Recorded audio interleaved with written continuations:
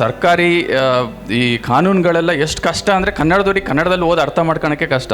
ಆ ಫಾರಮ್ ನೋಡಿದ್ರೆ ಹೆದರಿಕೆ ಆಗುತ್ತೆ, ಇದರಲ್ಲಿ ಎಲ್ಲಿ ಏನು ಫಿಲ್ ಮಾಡಬೇಕು ಅನ್ನೋದು. ಆಕ್ಸ್ಫರ್ಡ್ ಯೂನಿವರ್ಸಿಟಿ, ಹಾರ್ವರ್ಡ್ ಯೂನಿವರ್ಸಿಟಿ ಅವನಿಗೆ ಏನು ನಾಲೆಡ್ಜ್ ಇದೆ, ಹಳ್ಳಿಯಲ್ಲಿ ಚಾಟ್ GPT ಇಟ್ಕೊಂಡು ಕೂತಿರೋನಿಗೆ ಅದೇ ನಾಲೆಡ್ಜ್ ಸಿಗುತ್ತೆ. ನಮ್ಮ ಭಾಷೆಯಲ್ಲಿ ಹೊಸ ಆರ್ಥಿಕತೆನ ಹೇಗೆ ಕಟ್ಕೋಬೋದು ಅಂತ ಯೋಚನೆ ಮಾಡ್ಬೋದು. ನಮಸ್ಕಾರ ಎಲ್ರಿಗೂ.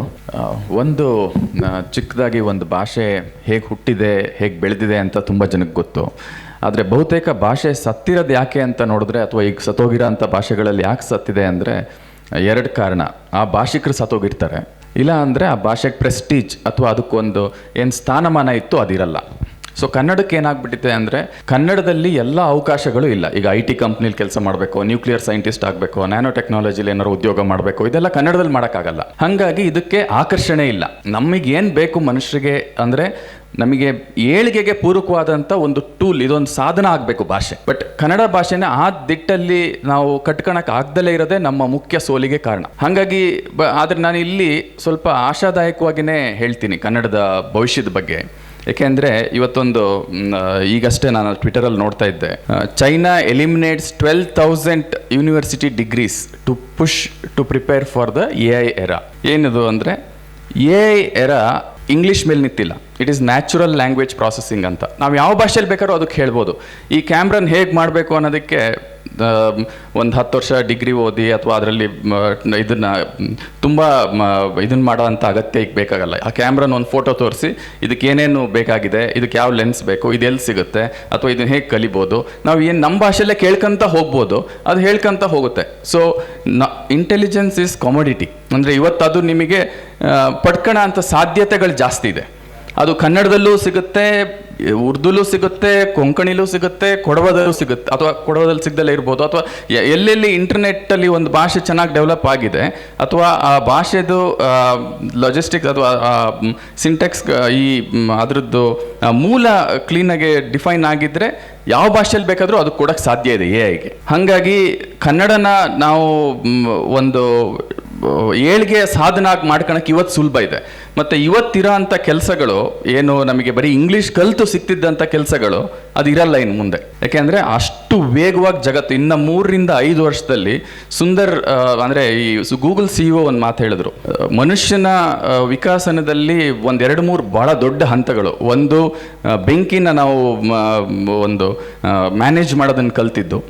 ಆಮೇಲೆ ಚಕ್ರ, ನಮಗೆ ಬೇರೆ ಬೇರೆ ಕಡೆಗೆ ಹೋಗೋಕ್ಕೆ ಸುಲಭ ಆಯಿತು, ಇನ್ನೇನೇನೋ ಎಕ್ಸ್ಪ್ಲೋರ್ ಮಾಡೋಕ್ಕೆಲ್ಲ ಸುಲಭ ಆಯಿತು. ಎಲ್ಲದಕ್ಕಿಂತ ಮುಖ್ಯ AI. ಅಷ್ಟು ಒಂದು ಪರಿಣಾಮ ಬೀಳೋವಂಥ ಒಂದು ಕ್ಷೇತ್ರ ಇದು. ಹಾಗಾಗಿ ಇಲ್ಲಿ ಇನ್ನು 5 ವರ್ಷದಲ್ಲಿ ಜಗತ್ತು ಭಾಳ ಡಿಫ್ರೆಂಟಾಗಿರುತ್ತೆ. ಇವತ್ತಿರೋ ಯಾವುದೇ ಸಾಫ್ಟ್ವೇರ್ ಜಾಬ್ ಇರಲ್ಲ, ಇವತ್ತೇ ಇರಲ್ಲ. ನಮ್ಮ ಟೀಮಲ್ಲೇ ನಾವು 60% ಜಾಬ್ ಕಟ್ ಮಾಡ್ತಾ ಇದ್ದೀನಿ. ಯಾಕೆಂದರೆ ಹೊಸ ಥರದ ಕೆಲಸಗಳನ್ನ ಹುಡುಕಬೇಕಾಗ, ಅಥವಾ ಅವು ಯಾವ ಥರದ ಕೆಲಸಗಳು ಅಂತ ಯಾರಿಗೂ ಗೊತ್ತಿಲ್ಲ. ಯಾಕೆಂದರೆ ಇವತ್ತಿರೋ ಅಂಥ ಕಂಪ್ಯೂಟರ್ ಬೇಸ್ಡ್ ಎಲ್ಲ ಕೆಲಸಗಳು ಮುಗ್ದೋಗುತ್ತೆ. ಹಾಗಾಗಿ ಇಲ್ಲಿ ಬೇರೆ ಕೆಲಸ ಹೋಯಿತು, ಹಾಗಾಗಿ ನಮ್ಮ ಭಾಷೆ ಉಳಿತು ಅನ್ನೋದಕ್ಕಿಂತನೂ ನಮ್ಮ ಭಾಷೆಯಲ್ಲಿ ಹೊಸ ಆರ್ಥಿಕತೆನ ಹೇಗೆ ಕಟ್ಕೋಬೋದು ಅಂತ ಯೋಚನೆ ಮಾಡ್ಬೋದು. ಸೊ ಹಾಗಾಗಿ ಕವಿರಾಜ್ ಸರ್ ಅದನ್ನು ಅವಾಗ ಪ್ರಸ್ತಾಪ ಮಾಡಿರೋ, AI ಯುಗಕ್ಕೆ ನಮ್ಮ ಭಾಷಾ ನೀತಿ ಹೇಗಿರಬೇಕು, ಹೇಗೆ ಪ್ರಿಪೇರ್ ಆಗಬೇಕು. ಕನ್ನಡಿಗರಿಗೆ, ಹಳ್ಳಿಲಿರೋನಿಗೆ ಸಮೇತ ಯಾವುದೇ ಭೇದ ಭಾವ ಇಲ್ಲ. ಆಕ್ಸ್ಫರ್ಡ್ ಯೂನಿವರ್ಸಿಟಿ, ಹಾರ್ವರ್ಡ್ ಯೂನಿವರ್ಸಿಟಿ ಅವನಿಗೆ ಏನು ನಾಲೆಡ್ಜ್ ಇದೆ, ಹಳ್ಳಿಯಲ್ಲಿ ಚಾಟ್ GPT ಇಟ್ಕೊಂಡು ಕೂತಿರೋನಿಗೆ ಅದೇ ನಾಲೆಡ್ಜ್ ಸಿಗುತ್ತೆ. ನನಗೆ ಹಾಗಾಗಿ ಇಲ್ಲಿ ನನಗೊಂದು ಸ್ವಲ್ಪ ಕನ್ನಡದ ಬಗ್ಗೆ ಯಾಕೆ ಒಂದು ಆಶಾದಾಯಕ ನಿಲುವಿದೆ ಅಂದರೆ, ಕನ್ನಡದಲ್ಲಿ ನಾವು ಎಲ್ಲದನ್ನು ಪಡ್ಕೊಂಡಾಗ ಕನ್ನಡಕ್ಕೆ ಒಂದು ಪ್ರೆಸ್ಟೀಜ್ ಇರುತ್ತೆ. ಈಗ ಇಂಗ್ಲೀಷಿಗೂ ಕನ್ನಡದವನಿಗೂ ಏನು ಡಿಫ್ರೆನ್ಸ್ ಅಂದರೆ, ಇಂಗ್ಲೀಷ್ ಅವನಿಗೆ ಸಿಗ್ತಿರೋ ಅಂಥದ್ದು ಕನ್ನಡದವನಿಗೆ ಸಿಕ್ಕಲ್ಲ. ಅವಾಗ ಏನಾಗುತ್ತೆ ಅಂದರೆ, ಅಯ್ಯೋ ಕೀಳರಿಮೆ, ಅಯ್ಯೋ ನನಗೆ ಯಾಕೆ ಬೇಕು, ಇದರಲ್ಲಿ ನನಗೇನು ಏಳಿಗೆ ಆಗ್ದಿರೋ ಅಂಥದ್ದು ಯಾಕೆ ಬೇಕು ಅನ್ನೋದು ಬಂದ್ಬಿಡುತ್ತೆ ಮನಸ್ಸಿಗೆ. ಹಾಗಾಗಿ ಕನ್ನಡಕ್ಕೆ ಆ ಸಮಾನತೆಯ ಅವಕಾಶ ಸಿಗುತ್ತೆ.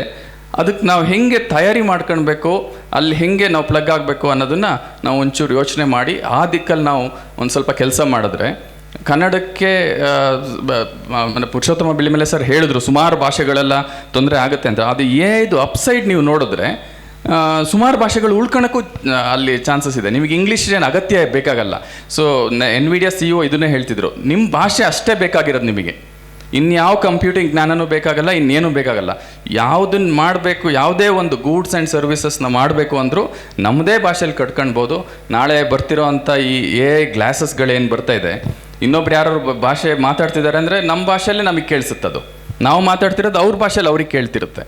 ಇದು ಇವತ್ತಿದೆ, ನಾಳೆ ಅಲ್ಲ. ಬೈ ದ ವೇ, ನಿಮಗೆ ಏರ್ಪಾಡ್ಸ್ ಎಲ್ಲ ಹಾಕಿ ನೋಡಿದ್ರೆ ಇಂಗ್ಲೀಷ್ ಅವರಿಗೆ ಕನ್ನಡ ಕೇಳುತ್ತೆ, ಕನ್ನಡದವ್ರಿಗೆ ಇಂಗ್ಲೀಷ್ ಕೇಳುತ್ತೆ. ಸೊ ಇಷ್ಟೆಲ್ಲ ಡೆವಲಪ್ಮೆಂಟ್ ಆಗ್ತಿರೋದ್ರಿಂದ ಇಲ್ಲಿ ನಾವು ಹೇಗೆ ಕನ್ನಡನ ಅದಕ್ಕೆ ಒಗ್ಗಿಸ್ಕೊಂಡು ಅಲ್ಲಿ ನಾವು ಹೇಗೆ ಉಳಿಸ್ಕೋಬೋದು ಅನ್ನೋದ್ರ ಕಡೆಗೆ ಒಂದು ಸ್ವಲ್ಪ ಚಿಂತನೆಗಳನ್ನು ಮಾಡಿದ್ರೆ ಇದು ಸುಲಭ ಆಗುತ್ತೆ. ಅದರಲ್ಲೂ ಸರ್ಕಾರಿ ಈ ಕಾನೂನುಗಳೆಲ್ಲ ಎಷ್ಟು ಕಷ್ಟ ಅಂದರೆ ಕನ್ನಡದವ್ರಿಗೆ ಕನ್ನಡದಲ್ಲಿ ಓದಿ ಅರ್ಥ ಮಾಡ್ಕೊಳಕ್ಕೆ ಕಷ್ಟ. ಆ ಫಾರಮ್ ನೋಡಿದ್ರೆ ಹೆದರಿಕೆ ಆಗುತ್ತೆ, ಇದರಲ್ಲಿ ಎಲ್ಲಿ ಏನು ಫಿಲ್ ಮಾಡಬೇಕು ಅನ್ನೋದು.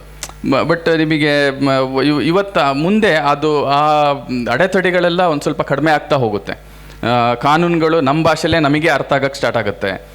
ನಮಗೆ ಯಾವ ಭಾಷೆ ನಮಗೆ ಆಲ್ರೆಡಿ ಗೊತ್ತು ಅದರಲ್ಲೇ ಅದು ಇನ್ನೂ ಎಕ್ಸ್ಪ್ಲೈನ್ ಮಾಡುತ್ತೆ. ನೀವು ಅದನ್ನು ChatGPT ಅಥವಾ ಇನ್ನು ಬೇರೆ ಈ ಕ್ಲಾಡೆಲ್ಲ ಯೂಸ್ ಮಾಡ್ತಿರೋರಿಗೆಲ್ಲ ಆಲ್ರೆಡಿ ಗೊತ್ತು. ಇದು ನಮಗಿವತ್ತು ಜ್ಞಾನ ಒಂದು ಬ್ಯಾರಿಯರೇ ಅಲ್ಲ, ಯಾವ ಜ್ಞಾನ ಬೇಕಾದರೂ. ನಾನು ಬರೀ ಸಾಹಿತ್ಯದ ಬಗ್ಗೆ ಹೇಳ್ತಾ ಇಲ್ಲ. ನೀವು ನ್ಯೂಕ್ಲಿಯರ್ಸ್ ಇವತ್ತು ಯಾಕೆ ನಿನ್ನೆ ಕ್ಲಾಡ್ ಫ್ಯಾಬಲ್ ಅನ್ನೋ ಒಂದು ಟೆಕ್ನಾಲಜಿನ US ಬ್ಯಾನ್ ಮಾಡಿದ್ರು ಹೊರಗಡೆಯವರಿಗೆ ಅಂದರೆ, ಏನು ಬೇಕಾದ್ರೂ US ನಾಸಾದ ಸೆಕ್ಯೂರಿಟಿ ಕೂಡ ಅದು ಹ್ಯಾಕ್ ಮಾಡ್ಬೋದು. ಬರೀ 2,000 ರೂಪಾಯಿ ಸಾಕು ನಿಮಗೆ. ಆ ಮಟ್ಟದ ಟೆಕ್ನಾಲಜಿ ಎಲ್ಲರಿಗೂ ಸಿಗುತ್ತೆ.